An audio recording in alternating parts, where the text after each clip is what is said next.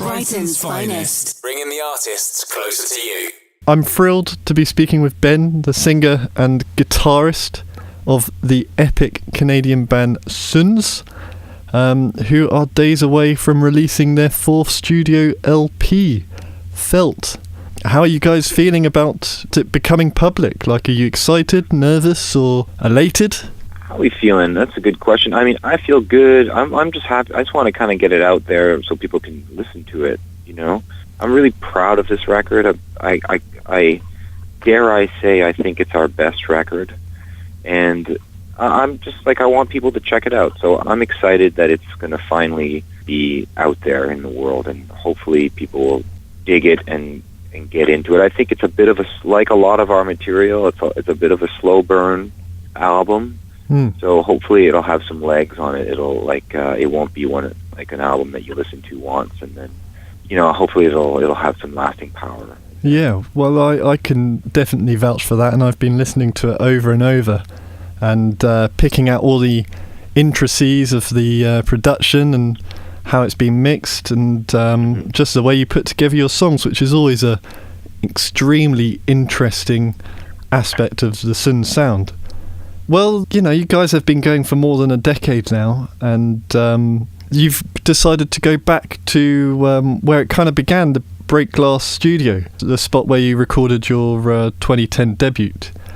How was it there, and what led you to that decision?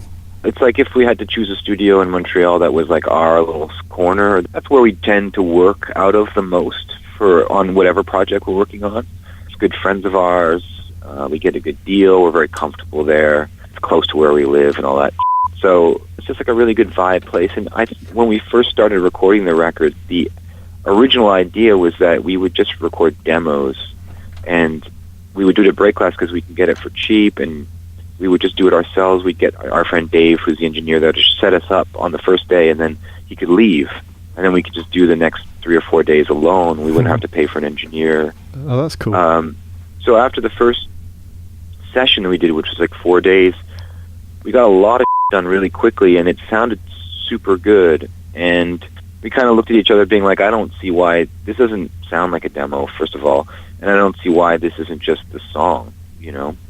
So we just kind of were like, oh, well, let's keep going with this. And then over the course of the next 4 months, we would go back, you know, every 3 weeks for like 4 or 5 days in the studio and keep doing that, chipping away at it. And so it just kind of happened that way. It wasn't planned that way. We didn't think we'd come out with a record so quickly, but we kind of got into a little bit of a groove. And because we were alone doing it, in a weird way, it like was the first time that we recorded the music like entirely the way we wanted to, you know, without having an engineer or a producer or anybody there to kind of reinforce ideas that we have or suggest new ideas. It was really just us. I think that kind of made it so that the record, it's really a bit more organic sounding. We can really kind of indulge ourselves a bit more. It's looser because, you know, we weren't really necessarily going for the best take. It was a bit more like, let's just get the best vibe.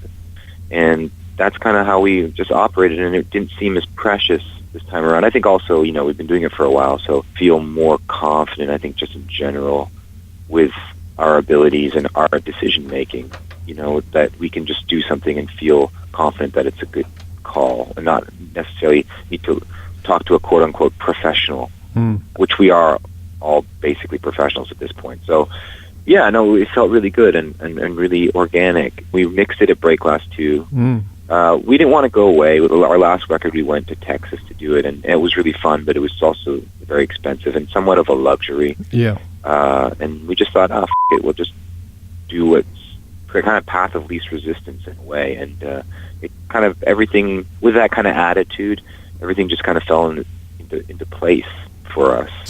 Brighton's finest. This is Juice. Whereas you went to Dallas last time on the last album and worked with Wizardry producer John Congleton, if I'm saying that right. That's right. You enlisted his talents again to mix this album, right?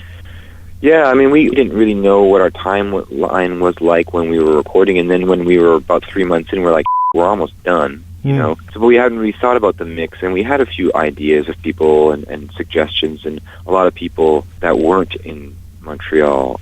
And having recorded the whole thing ourselves kind of in this way, it seemed kind of silly to send the mixes outside of the city and then get them back and kind of communicate over Skype or whatever.